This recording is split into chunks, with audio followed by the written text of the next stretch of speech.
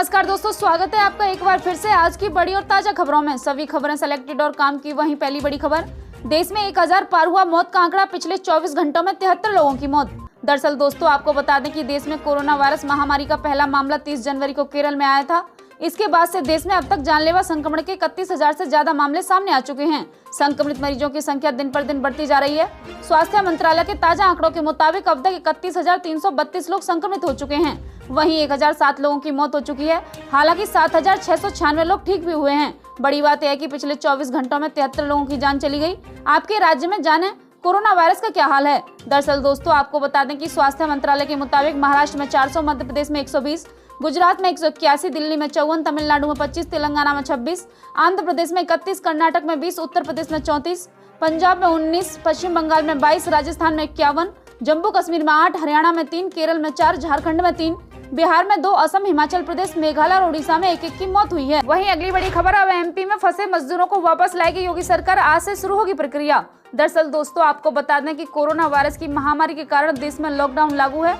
Lockdown के कारण राज्यों की सीमाएं सील हैं। ना तो बसों का परिचालन हो रहा है, ना ही ट्रेन चल रही हैं। ऐसे में रोजी रोटी की तलाश में अन्य प्रदेशों का रुख करने वाले मजदूर अलग अलग राज्यों में फंस गए हैं। राजस्थान के कोटा में फंसे छात्रों को वापस अपने राज्य बुलाने के बाद उत्तर प्रदेश की योगी आदित्यनाथ सरकार अब अन्य राज्यों में फंसे मजदूरों को वापस बुला रही है। मुख्यमंत्री कार्यालय के आधिकारिक ट्वीट हैंडल से ट्वीट कर इस बात की जानकारी दी गई है कि लॉकडाउन के कारण पड़ोसी राज्य मध्य प्रदेश में फंसे मजदूरों को वापस लाया जाएगा। इसके लिए आज से प्रक्रिया शुरू कर दी जाएगी। इससे पहले योगी सरकार ने हरियाणा में फंसे श्रमिकों को वापस बुला लिया था। वहीं अगली बड़ी खबर, मध्य प्रदेश में मास्क पहनना हुआ जरूरी, थूकने पर होगा जुर्माना। दरअसल दोस्तों आपको बता दें कि कोरोना महामारी की रोकथाम के लिए जंग के क्रम में मध्य प्रदेश सरकार ने सार्वजनिक स्थलों पर थूकने पर पूरी तरह पाबंदी लगाई है। सरकार ने थूकने वालों को 1000 रुपए का जुर्माना लगाने का भी निर्णय किया है। साथ ही एहतियाती कदम के तौर पर मास्क पहनना अनिवार्य कर दिया है। आपको बता दें कि अगर कोई व्यक्ति सार्वजनिक स्थल पर थूकता हुआ पाया जाता है तो उस पर 1000 रुपए का आर्थिक दंड लगाया जाएगा। यह दंड लगाने का अधिकार स्थानीय नगरीय निकाय के आयुक्त अथवा मुख्य नगरपालिका अधिकारी को होगा। वहीं अगली बड़ी खबर, मुसलमानों से सब्जी नहीं खरीदने की सलाह देने वाले बीजेपी एमएलए से पार्टी नेतृत्व नाराज, कारण बताओ नोटिस जारी। दरअसल दोस्तों आपको बता दें कि विवादित बयान देने वाले बीजेपी विधायक सुरेश तिवारी को लेकर पार्टी नेतृत्व ने सख्त रुख अख्तियार किया है। सूत्रों के मुताबिक बीजेपी अध्यक्ष जेपी नड्डा ने पार्टी की उत्तर प्रदेश इकाई से मुसलमानों को कथित रूप से निशाना बनाते हुए बयान देने को लेकर तिवारी के खिलाफ कार्रवाई करने को कहा है। नोटिस में कहा गया कि भारतीय जनता पार्टी के आचरण के विरुद्ध आपके द्वारा सार्वजनिक रूप से व्यक्त देने की शिकायत प्राप्त हुई है, जो समाचार पत्र में प्रकाशित हुआ। इसे पार्टी ने गंभीरता से लिया है। इसमें आगे कहा गया कि 1 सप्ताह के अंदर अपना स्पष्टीकरण प्रदेश कार्यालय को भेजने का कष्ट करें। वहीं अगली बड़ी खबर, अनिल विज ने कहा कि दिल्ली से लगी हरियाणा की सीमाएं बंद कर दी गई, आवश्यक सेवाओं को अनुमति दे दी जाएगी। दरअसल दोस्तों आपको बता दें कि हरियाणा के गृह मंत्री अनिल विज ने मंगलवार को कहा कि दिल्ली से लगी राज्य की सीमाओं को बंद कर दिया गया है, लेकिन आवश्यक सेवाओं के लिए अनुमति दे दी जाएगी। हालांकि राष्ट्रीय राजधानी से आने वाले लोगों पर सख्त प्रतिबंध होंगे। विज ने कहा कि जहां तक कोविड-19 मामलों का संबंध है, अगर सीमाएं 15 से 20 दिनों तक बंद रही तो हरियाणा अच्छी स्थिति में रहेगा। विज राज्य के स्वास्थ्य मंत्री भी हैं। गुरुग्राम और फरीदाबाद राष्ट्रीय राजधानी क्षेत्र का हिस्सा है। उन्होंने कहा कि राज्य की सीमाओं को सील कर दिया गया है, आवश्यक सेवाओं के लिए अनुमति दे दी जाएगी। अगर हरियाणा की सभी सीमाएं 15 से 20 दिनों के लिए बंद कर दी जाती हैं तो राज्य अच्छी स्थिति में होगा। वहीं अगली बड़ी खबर, सीबीएसई बोर्ड की 10वीं की बची हुई परीक्षाएं अब नहीं होंगी, औसत के मुताबिक मिलेगा ग्रेड। दरअसल दोस्तों आपको बता दें कि देश में जानलेवा कोरोना वायरस और संकट लागू लॉकडाउन के बीच सीबीएसई बोर्ड ने बड़ा फैसला लिया है। सीबीएसई की 10वीं बोर्ड की बची हुई परीक्षाएं अब नहीं होंगी। केवल दिल्ली के नॉर्थ ईस्ट दिल्ली में तनाव के चलते रद्द हुई परीक्षाओं को ही दोबारा कराया जाएगा। 10वीं के छात्रों की बची हुई परीक्षाओं में औसत के मुताबिक ग्रेड दे दिया जाएगा। वहीं 12वीं के बचे हुए 12 विषयों में केवल महत्वपूर्ण परीक्षाएं ही ली जाएंगी। बताया जा रहा है कि हालात सामान्य होते ही कॉपियों को जांचने का काम शुरू हो जाएगा। सीबीएसई के मुताबिक कॉपियां जांचने और रिजल्ट आने में अभी कम से कम 2.5 महीने लगेंगे। सब कुछ लॉकडाउन की स्थिति पर निर्भर करेगा। लॉकडाउन के बीच केदारनाथ धाम के भी खुले कपाट, लेकिन दर्शन नहीं कर पाएंगे श्रद्धालु। दरअसल दोस्तों आपको बता दें कि देशव्यापी लॉकडाउन के बीच उत्तराखंड स्थित केदारनाथ मंदिर के कपाट बुधवार सुबह 6:10 पर खुल गए। पुजारियों ने परंपरागत तरीके से मंत्रोच्चार और विधि विधान से पूजा अर्चना के बाद केदारनाथ की पूजा की। वहीं पूरे मंदिरों को फूलों से भी सजाया गया, लेकिन कोरोना संकट और लॉकडाउन की वजह से अभी श्रद्धालुओं को मंदिर जाने की अनुमति नहीं है। मंदिर के मुख्य पुजारी समेत 16 लोग यहां पर उपस्थित रह सकते हैं। उत्तराखंड के मुख्यमंत्री त्रिवेंद्र सिंह रावत ने केदार धाम के कपाट खुलने पर श्रद्धालुओं को शुभकामनाएं दी हैं। उन्होंने ट्वीट कर कहा कि आज पूरे विधि विधान के साथ 11वें ज्योतिर्लिंग भगवान केदारनाथ के कपाट खुलने पर सभी श्रद्धालुओं को शुभकामनाएं। आपका मनोरथ पूर्ण हो। बाबा केदारनाथ का आशीर्वाद सभी पर बना रहे।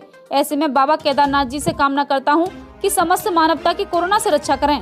वहीं अगली बड़ी खबर, शरीर ठंडा पड़े या कपकपी तो कोरोना वायरस की आहट। दरअसल दोस्तों आपको बता दें कि सिरदर्द, कपकपी, गले में खराश हल्के में न लें।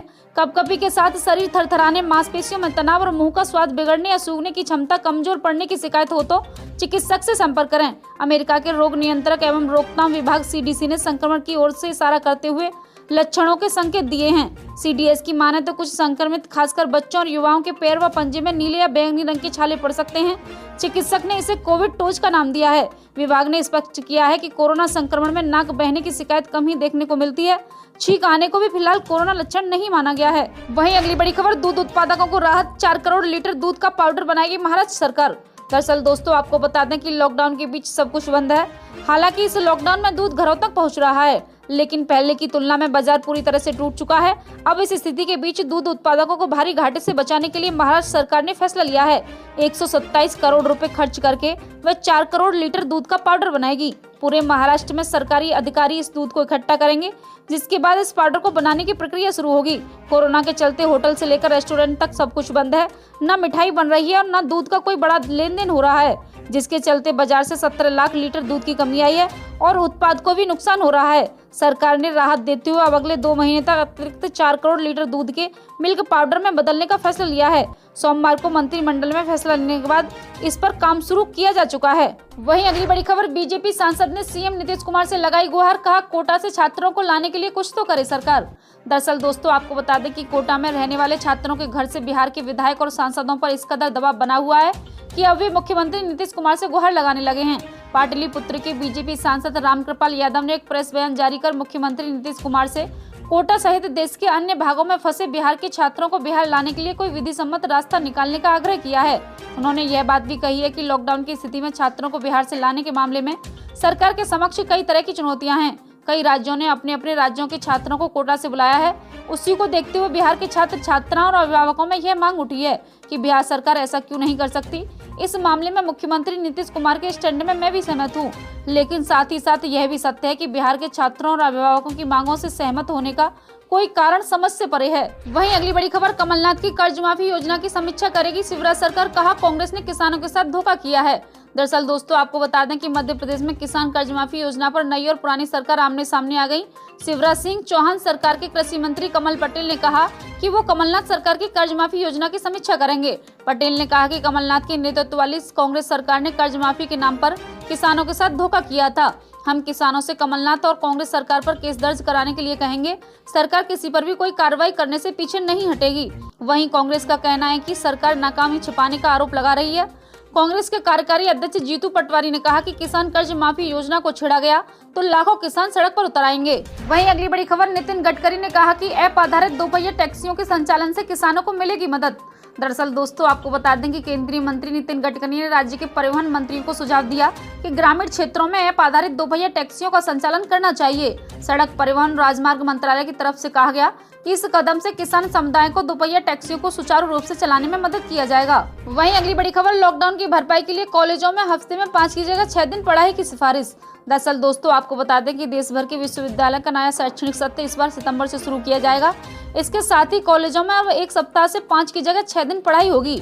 यानी लॉकडाउन अवधि की भरपाई के लिए कॉलेजों में शनिवार को भी नियमित रूप से कक्षाएं चलाई जाएंगी। वहीं अगली बड़ी खबर, लॉकडाउन के दौरान बढ़ते जोखिम पर बैंक घटा रहे क्रेडिट कार्ड की लिमिट। दरअसल दोस्तों आपको बता दें कि लॉकडाउन में नकदी संकट को देखते हुए एक्सिस और ICICI बैंक व कोटक महिंद्रा सहित कई बैंकों ने ग्राहकों की क्रेडिट कार्ड लिमिट 80% तक घटा दी है।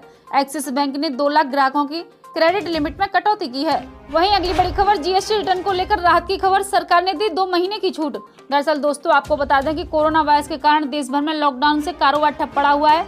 इससे सरकारी खजाने के साथ साथ व्यापारियों को भी झटका लगा है। इस बीच उत्तर प्रदेश सरकार ने लॉकडाउन को देखते हुए प्रदेश के व्यापारियों को बड़ी राहत दी है। सरकार ने GST रिटर्न दाखिल करने के लिए बड़े टैक्स पेयर को 1 महीने और छोटे टैक्स पेयर को 2 महीने की मोहलत दी है। आयुक्त वाणिज्य कर अमृता सोनी के मुताबिक 5 करोड़ रुपए से अधिक के टर्नओवर वाले व्यापारी मई के बजाय अब 27 जून तक रिटर्न दाखिल कर सकेंगे। वहीं अगली बड़ी खबर, विजय माल्या, नीरव मोदी से लेकर चौकसी तक किससे कितने वसूले, राहुल के आरोपों पर वित्त मंत्री निर्मला सीतारमण ने दिया पूरा हिसाब। दरअसल दोस्तों आपको बता दें कि देश के कई बड़े पूंजीपतियों के 68,000 करोड़ रुपए से अधिक का बट्टे खाते में डाले जाने पर सियासत तेज हो गई है। बैंकों का कर्ज नहीं लौटाने वाले जिन 50 बड़े कर्जदारों और भगोड़ों का कर्ज माफ किया गया, उन्हें लेकर कांग्रेस नेता राहुल गांधी ने मोदी सरकार पर हमला बोला, जिसके बाद वित्त मंत्री निर्मला सीतारमण ने पलटवार किया और जवाब दिया कि वित्त मंत्री निर्मला सीतारमण ने मोदी सरकार के खिलाफ कांग्रेस द्वारा लगाए गए आरोपों पर कहा कि उनकी सरकार ने डिफॉल्टर्स के खिलाफ एक्शन लेकर काफी पैसों की वसूली की है। इसके लिए वित्त मंत्री ने मेहुल चौकसी, नीरव मोदी से लेकर विजय माल्या तक का पूरा हिसाब अपने ट्वीट में दिया है। मंगलवार की देर रात कुछ ट्वीट कर वित्त मंत्री निर्मला सीतारमण ने सरकार पर लगे आरोपों पर जवाब दिया और कहा कि राहुल गांधी और रणदीप सुरजेवाला देश के लोगों को गुमराह कर रहे हैं। निर्मला सीतारमण ने मेहुल चौकसी केस के बारे में जानकारी देते हुए कहा कि सरकार ने बड़ा एक्शन लेते हुए भगोड़े हीरा व्यापारी नीरव मोदी की करीब 2,387 करोड़ रुपए की चल और अचल संपत्ति सरकार ने जब्त कर ली है। इसमें 961.47 करोड़ की विदेशी संपत्ति भी शामिल है। वित्त मंत्री ने कहा कि नीरव मोदी फिलहाल यूके की जेल में हैं। वहीं अगली बड़ी खबर, लॉकडाउन में दाल चावल की कीमतों में हुआ इजाफा लेकिन सब्जियां हुई सस्ती। दरअसल दोस्तों आपको बता दें कि कोरोना से मुकाबला करने के लिए पूरे देश में लॉकडाउन घोषित करते हुए 1 माह से अधिक समय बीत चुका। यातायात बंद होने से सब्जियों के दाम स्थिर हैं या घटे हैं या उनमें बहुत कम इजाफा हुआ है। वहीं दाल, तेल और नमक की कीमतों में वृद्धि हुई है। हालांकि बाजार में जरूरी सामान की कीमतों में इजाफा सरकारी आंकड़े में काफी अधिक है। वहीं अगली बड़ी खबर, राज्यों की बिगड़ी आर्थिक सेहत पर केंद्र सरकार कर रही मंथन, पैकेज पर फैसला जल्द। दरअसल दोस्तों आपको बता दें कि लॉकडाउन का दूसरा चरण समाप्त होने के पहले केंद्र सरकार राज्यों को आर्थिक मदद दे सकती है। मुख्यमंत्रियों के साथ प्रधानमंत्री की सोमवार को हुई बैठक के बाद केंद्र सरकार इस बारे में गंभीरता से विचार कर रही है। सीधे तौर पर आर्थिक पैकेज देने या कुछ और छूट और विभिन्न सेक्टरों में सुविधाओं की बढ़ोतरी की जा सकती है। जल्दी इस बारे में कोई फैसला लिया जा सकता है। वहीं अगली बड़ी खबर, सिसोदिया बोले सीबीएसई के सिलेबस में हो 30% की कटौती, दूरदर्शन और रेडियो से हो पढ़ाई। दरअसल दोस्तों आपको बता दें कि दिल्ली के डिप्टी सीएम मनीष सिसोदिया ने कहा, मौजूदा हालातों को देखते हुए सीबीएसई के पाठ्यक्रम में 30% की कटौती की जानी चाहिए। साथ ही सिसोदिया ने कहा कि काफी बच्चों के पास ऑनलाइन सिस्टम उपलब्ध नहीं है, इसलिए ऑल इंडिया रेडियो और दूरदर्शन के कुछ वक्त का इस्तेमाल बच्चों को पढ़ाने में किया जाना चाहिए। बता दें कि दूरदर्शन के स्वयंप्रभा चैनल पर आज से यूपी बोर्ड की ऑनलाइन क्लासेस शुरू होंगी। 10वीं और 12वीं की क्लासेस का प्रसारण सुबह शाम होगा। प्रसारण में 30-30 मिनट की 2 क्लासेस हाई स्कूल और इंटर की शामिल होंगी। वही मौसम अपडेट, अगले 24 घंटों के दौरान संभावित मौसम। अगले 24 घंटों के दौरान पूर्वोत्तर भारत, गंगीय पश्चिम बंगाल, तटीय उड़ीसा और केरल के कुछ हिस्सों में हल्की से मध्यम बारिश होने या गरज के साथ बौछारें पड़ने का अनुमान है। इन भागों में कहीं कहीं भारी बौछारें भी गिर सकती हैं। आंतरिक तमिलनाडु, आंतरिक कर्नाटक, आंध्र प्रदेश और तेलंगाना में कई जगहों पर हल्की से मध्यम बारिश के आसार हैं। मध्य महाराष्ट्र, मराठवाड़ा, दक्षिण पश्चिमी, पूर्वी उत्तर प्रदेश, उत्तरी मध्य प्रदेश, छत्तीसगढ़, बिहार और झारखंड के 1-2 स्थानों पर हल्की वर्षा के आसार हैं। हिमाचल प्रदेश और उत्तराखंड में हल्की से मध्यम बारिश हो सकती है। जम्मू कश्मीर, हिमाचल प्रदेश, लद्दाख और उत्तरी पंजाब में कुछ स्थानों पर हल्की बारिश या उत्तरी हरियाणा में 1-2 स्थानों पर वर्षा के आसार हैं। ये थी अब तक की बड़ी खबरें। कृपया वीडियो को लाइक करें, शेयर करें, सब्सक्राइब करें। जल्दी मिलते हैं बड़ी अपडेट।